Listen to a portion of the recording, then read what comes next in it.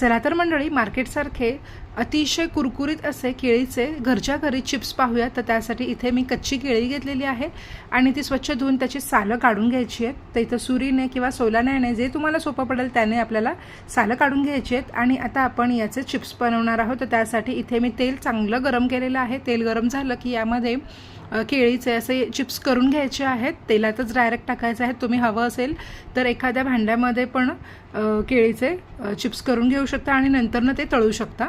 तर इथे मी direct तेलातच chips केलेले आहेत आणि व्यवस्थित आपल्याला अगदी तेल शांत होईपर्यंत किंवा बुडबुडे कमी होईपर्यंत ही केळी चांगली अशी तळून घ्यायची आहेत, चिप्स तळून घ्यायचे आहेत. तर याच पद्धतीने मी बाकीचे पण तयार केलेले आहेत. एका वेळेस एकच केळी आपल्याला त्याचं चिप्स बनवायचं आहे. आता सगळे केळीचे चिप्स तयार आहेत. याला वरून लाल तिखट आणि मीठ लावायचं आहे आणि मस्त मिक्स करून घ्यायचं आहे. तर इथं आपले झटपट तयार होणारे कुरकुरीत केळीचे चिप्स तयार झाले आहेत. नक्की या पद्धतीने केळीचे वेफर्स करून बघा.